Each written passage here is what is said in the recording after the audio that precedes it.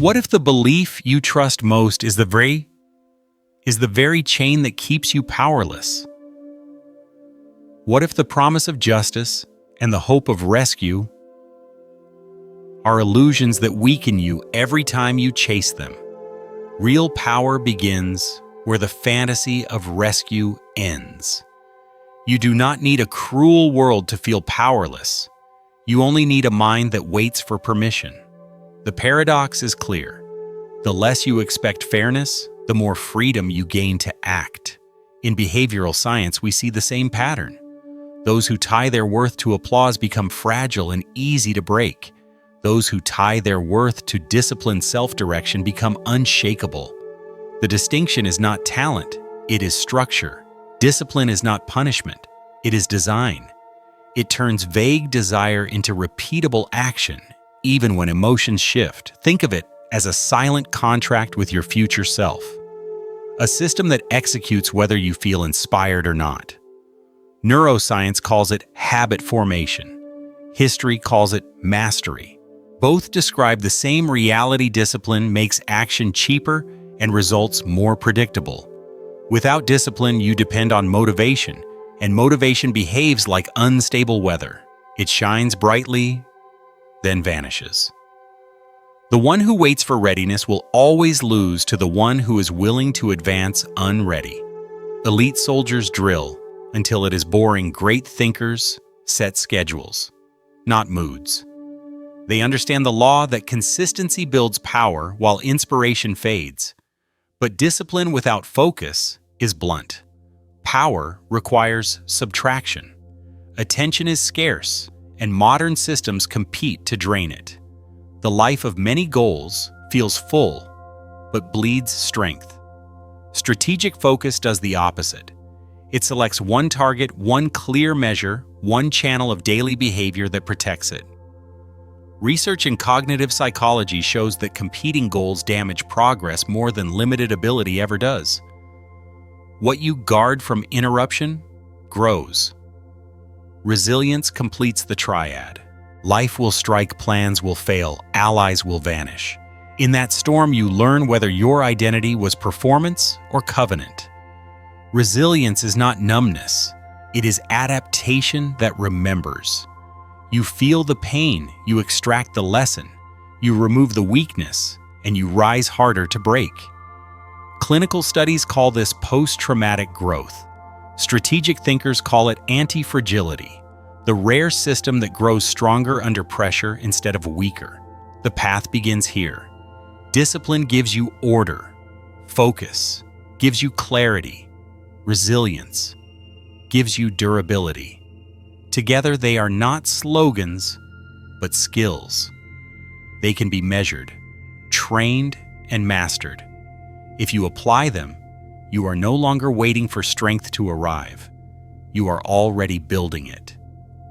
Constancy is the silent weapon of mastery. Most people imagine greatness as a dramatic act, a sudden breakthrough, or a single heroic decision. In reality, greatness is erosion, the quiet repetition of effort that shapes character, the way water shapes stone. The untrained eye does not notice it, but its results are undeniable. Constancy separates the apprentice from the professional, the dreamer from the conqueror. It is not glamorous, it is relentless. Consider the difference between a sprinter and a marathon runner.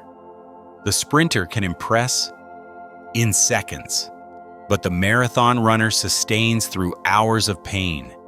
In life, it is constancy that wins. History shows it. Empires were not built by one brilliant campaign. They were secured through centuries of repeated logistics, discipline, and cultural reinforcement. Every day you sustain the right behavior, you build a fortress invisible to those who chase novelty. Yet constancy exposes you to another trial, the silence of solitude. This is where most people retreat. They cannot tolerate being left with their own reflection, their own doubts, their own unfinished questions.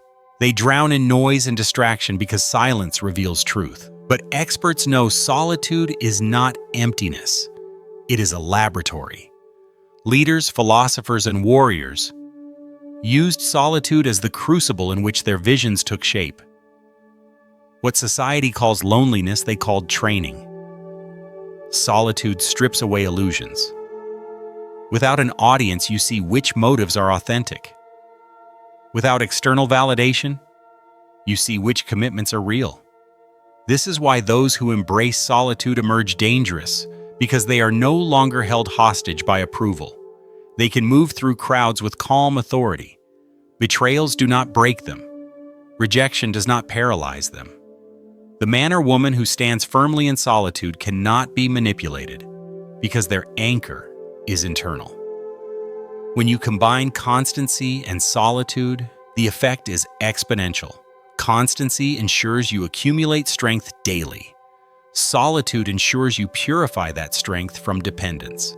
The result is independence of thought and endurance of will. Social psychologists confirm that individuals who cultivate periods of deliberate solitude show higher creativity, stronger resilience to peer pressure, and more effective long-term decision-making. What feels like isolation is in truth an amplifier of power. But constancy and solitude are still incomplete without the mastery of energy. Energy is the most valuable currency you possess.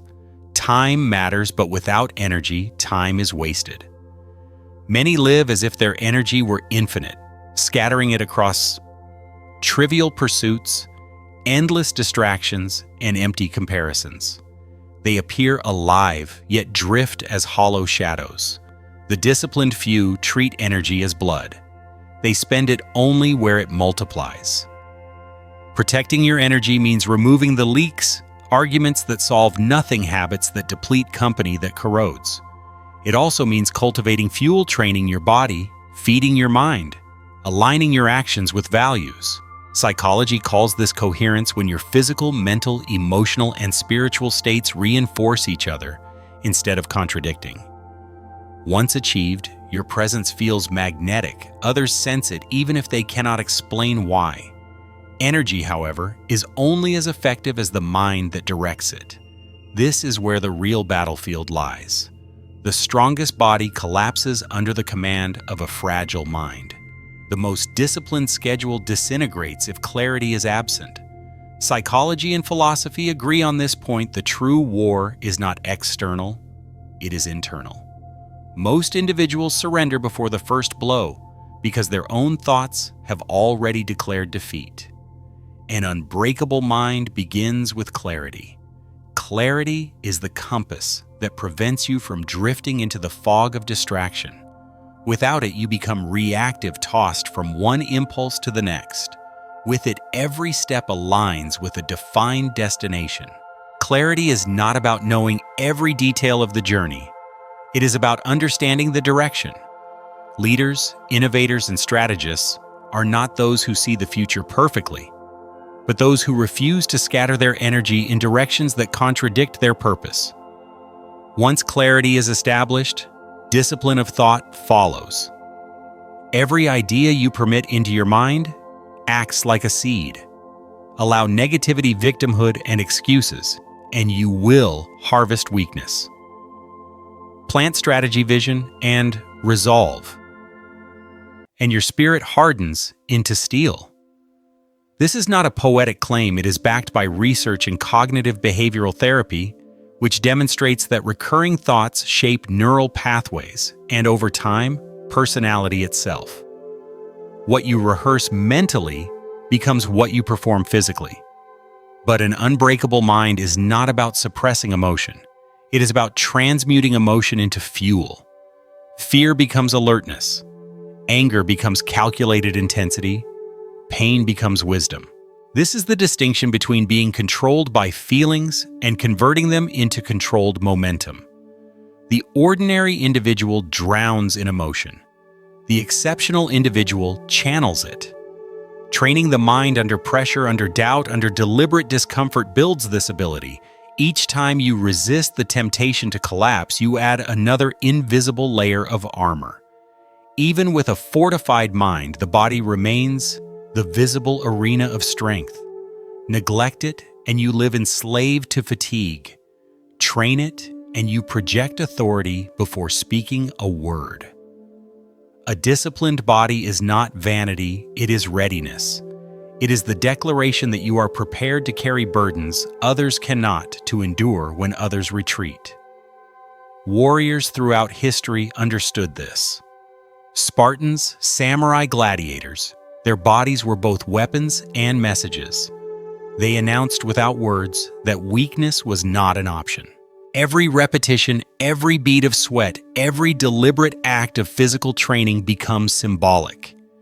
It is not just muscle that is built. It is credibility. The individual who controls their body communicates mastery of their life. This is why a trained body earns respect even from adversaries.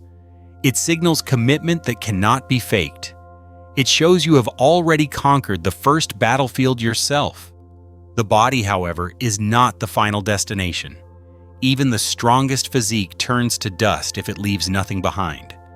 This is where the concept of legacy emerges, and legacy is not luxury. It is the measure by which time decides whether you lived with significance or vanished in anonymity. Legacy is not popularity, nor is it mere fame. It is the impact of your actions multiplied in those who come after you. A parent who raises children with strength and wisdom leaves a legacy. A leader who inspires others to rise above fear leaves a legacy.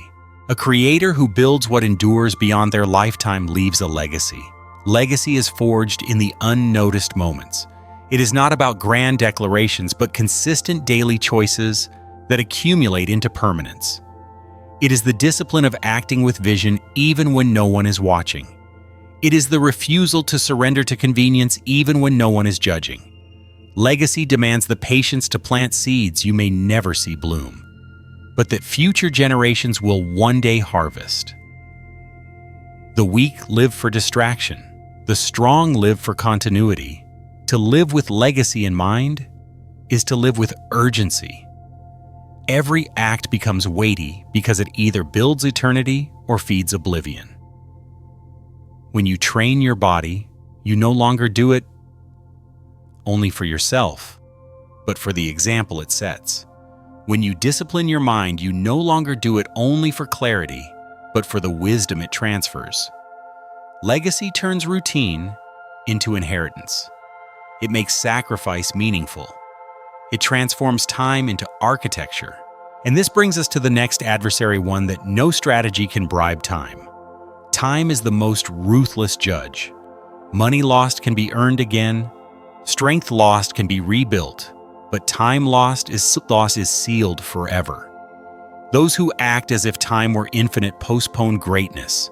Those who grasp its brutality seize the day with precision. Governing time is not about filling schedules with endless noise. It is about protecting hours as sacred territory. It is about aligning what you do today with the empire you want remembered tomorrow. Niccolo Machiavelli himself understood rhythm and timing as forms of power.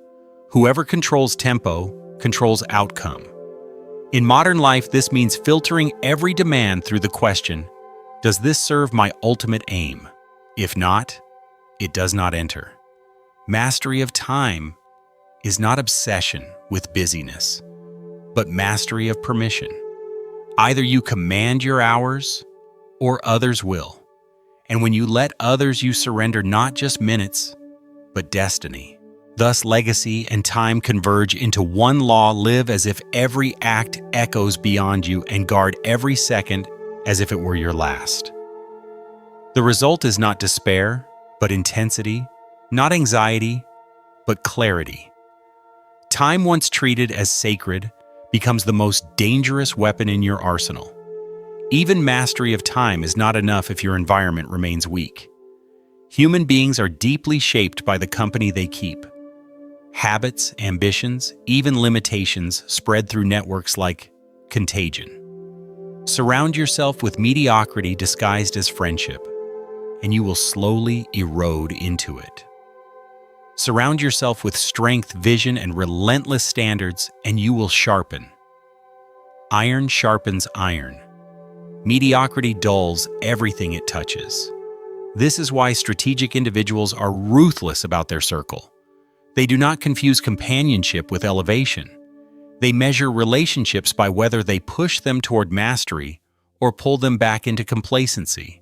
If the right circle cannot be found, the responsibility becomes greater to embody the standard until others gather to it. History repeatedly shows that strong figures often stood alone, first only later attracting those who recognize their fire. Environment is not passive. It is a deliberate choice. By curating it, you curate your destiny. All of this builds toward the final state, the untouchable spirit. Untouchable does not mean free of pain. It means pain no longer dictates. It does not mean free of failure. It means failure no longer defines. Betrayal may cut, rejection may sting, fear may whisper, but none of these control. The untouchable individual is one who has stripped external power of its ability to dominate them. They no longer compete for approval, they compete only against yesterday's self. They walk with calm because they have nothing left to prove, and they live with clarity because they have already faced everything they feared. This spirit is not inherited. It is constructed. It is the result of discipline, practiced until it becomes identity.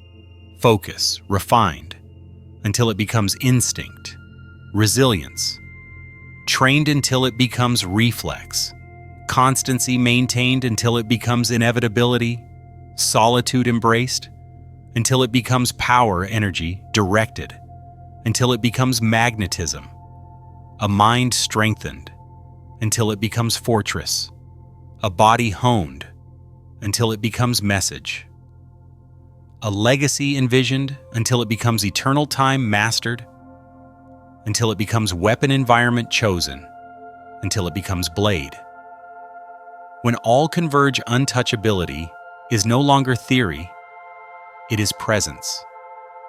The question is not whether the path is possible. The question is whether you will take it. Stop waiting for saviors, for applause, for permission. Power is not offered. It is seized. The transformation begins the moment you decide it is yours. The untouchable spirit is waiting. The choice is now.